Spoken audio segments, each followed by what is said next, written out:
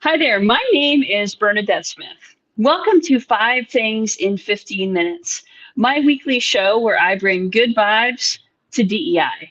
That is good vibes to diversity, equity, and inclusion with a little dash of corporate social responsibility.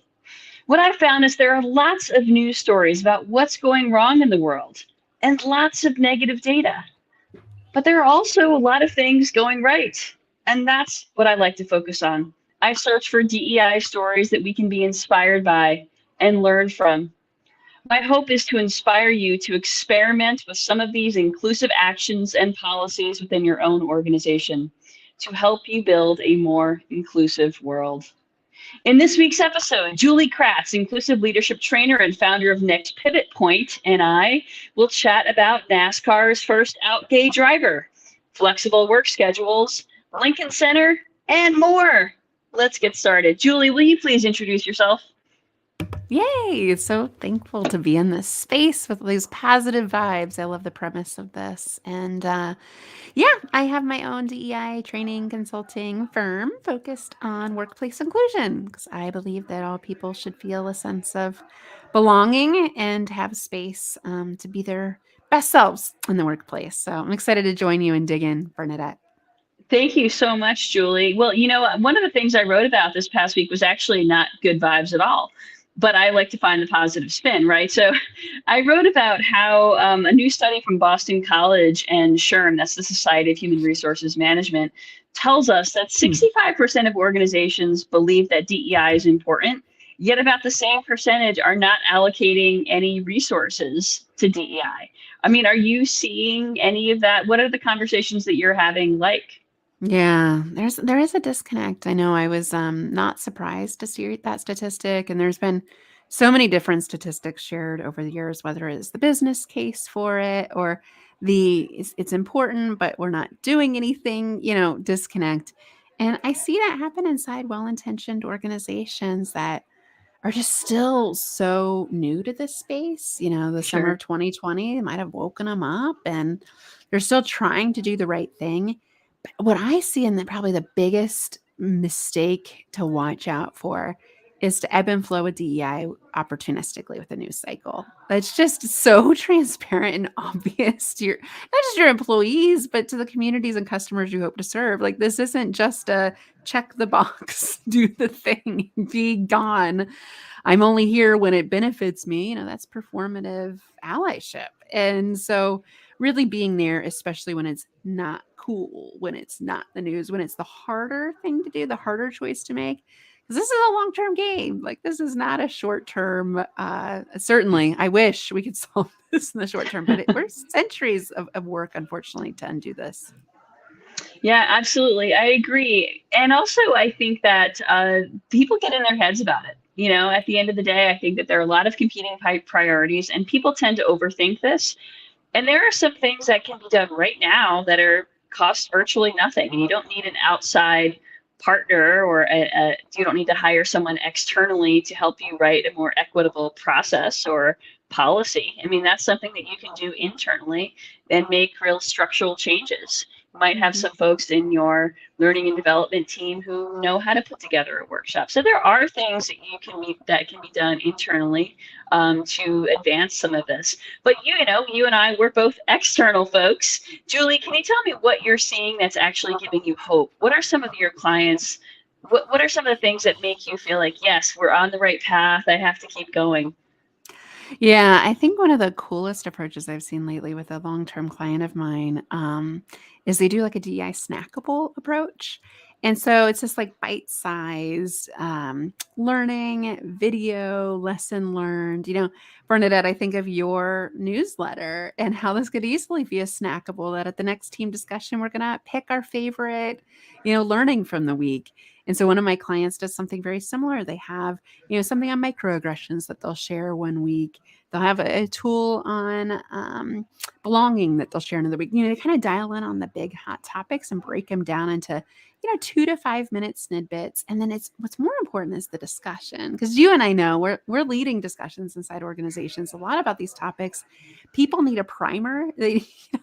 Not everybody's Mm-hmm. thinking about DEI all the time like we are, shocker, but there's no on and off switch for me. I wish I could turn it off sometimes. But for a lot of people, they're focused on their day job. Like I'm writing code Mm-hmm. and then like have a DEI conversation. I gotta think about that, warm me up a little bit. And so I just love this like bite-sized snackable approach. And I think obviously tools like y'all have are perfect that people can leverage the great content that's already out there. Yeah, that's a really great idea. Thank you, Julie. I appreciate that. I mean, I Use think it's Bernadette's really newsletter. smart. I think I think it's really smart, and I know that there are some micro learnings available on DEI, but there's also stuff that can be done internally that's low cost. Like for example, I was talking to a company earlier this year that has a safety minute as part of every meeting everywhere in all of the dimensions of their firm, and it's like 1 minute about safety. And they were looking to do the same thing about DEI, like 3 minutes in every meeting, some sort of very specific topic, but a micro learning. And I think that that's really, really smart. I love that snackable approach. Plus, it has the consistency factor. And when there's that consistency and that repetition, it reminds folks, it reinforces how important it is. Yeah, it's funny, Bernadette. I my first one of my first corporate jobs was leading safety for an operations facility, and I've reflected on this quite often. That was over 20 years ago. I feel like DEI is kind of in a similar space to where safety was back then. It's like, are we really serious about this? Is this just like the, word of the year kind of thing? And it's like we would say it was the number one priority, but then like would our actions match that? So I think there's a lot to that. Anything else that's important in your business that you would focus on consistently, DEI should be just like that. It should be embedded right there. And it doesn't mean you need to spend days out of the month on DEI.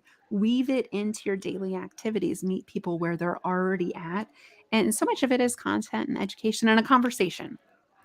Exactly, exactly. All right, well, let's get to today's good vibes. We are going to stick to 15 minutes exactly today, Julie. So let's get to it.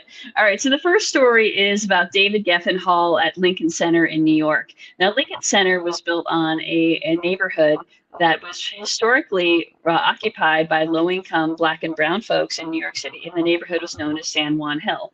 Well, when they decided to completely redesign Geffen Hall at Lincoln Center, they actually did a lot of really cool equitable things. For example, a lot of the contractors they used were BIPOC owned businesses.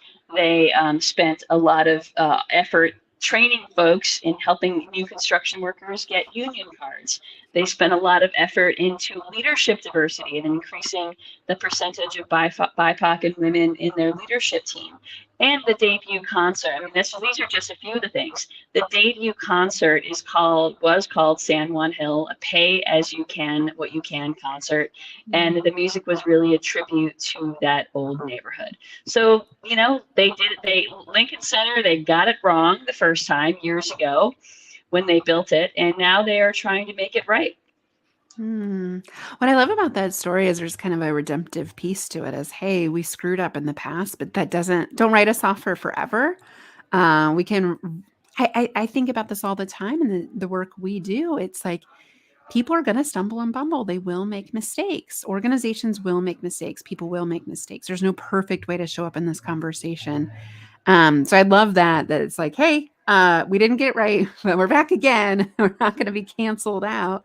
And then all the equitable pieces of that journey, how it was very holistic as well. So it wasn't just, we're going to, again, do the one thing to have diverse representation. We're going to make sure we have an inclusive environment. I love the sliding pay scale, by the way, just for a lot of different things. We could create more equity if we really thought intentionally about how much people could invest in services and did that sliding scale more often.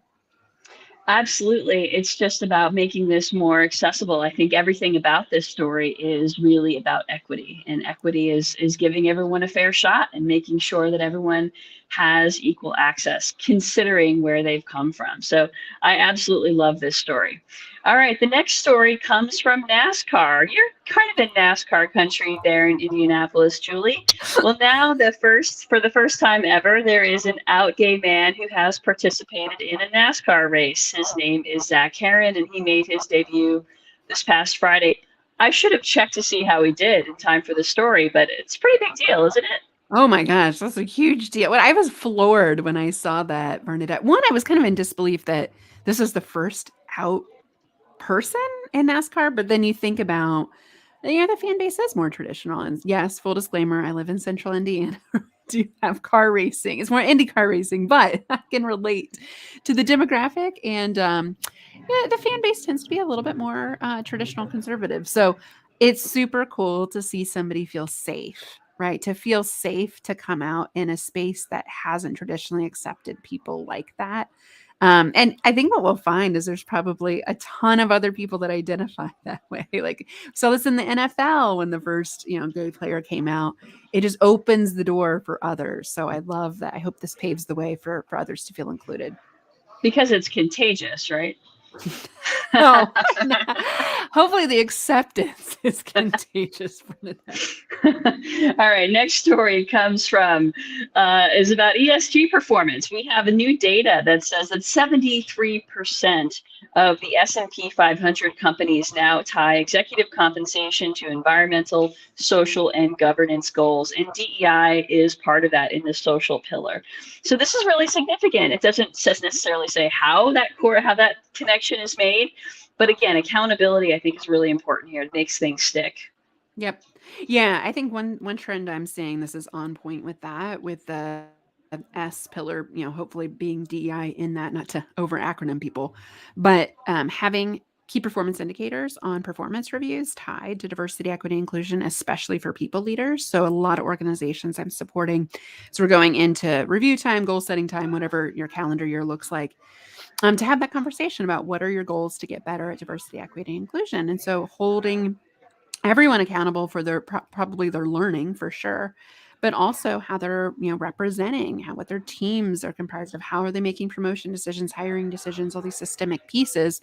When you wrap in a key performance indicator around diversity, equity, inclusion, suddenly you have people like really taking note of the importance of it because it's tied to my performance and compensation. So again, just like anything else in business that was important, we would measure what matters. And absolutely. And I think it's great that they are incentivized to have some skin in the game. All right. Last stories this week are about workplace flexibility. So there's a company called Quick that said a 4-day work week. They saw job applications increase by 230%.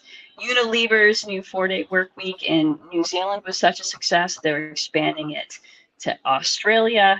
And Hilton is now allowing hourly frontline workers to work at multiple locations, even across the country, even within the same day or the same week. It's just amazing about the flexible options that we're starting to see more of. I think it's super inspiring. Yeah, Hilton's really been an industry leader in this space. I love that idea of like you probably have a bunch of different hotels around either Hilton brand. Why not pick a shift for the one, the time and location that works best for you that probably benefits Hilton just as much as the employees as well. But we know that marginalized groups' flexibility is a huge driver of their employer decision. And employees are in more control than employers still right now in a tight labor market. So it's just smart business to have a flexible work environment that's going to attract folks with disabilities, folks that are caregivers, folks in marginalized communities that, might just benefit more from that flexibility. And we know the McKinsey Women in the Workplace report that, just had the new data come out a couple weeks ago, that was the biggest driver for women and especially women of color was flexibility. So if you want a diverse workforce, do better with flexibility. And the 4-day work week, we're going to try it out actually at our organization next year. There's so much data that supports how much more productive folks are. So I'm excited to give it a whirl. It's going to be a mindset change for me, but one that I'm excited about personally. That's excellent. I love that. I love that. Good for you, Julie, walking the talk there. All right. Well, thank you so much for joining me today, Julie. Thank you all for watching and listening. And if you don't already subscribe to the 5 Things newsletter, you can subscribe at 5thingsdei.com. And Julie, how can folks find you? Easy, nextpivotpoint.com. So check us out. We've got a road mapping tool up on our website right now that you can download. So for those of you who are thinking about strategy and what's next and next year, great free resource, nextpivotpoint.com. Excellent. Well, thank you again, Julie. Thank you, everyone, for joining us, and have a great week. Bye. Thanks, Noel.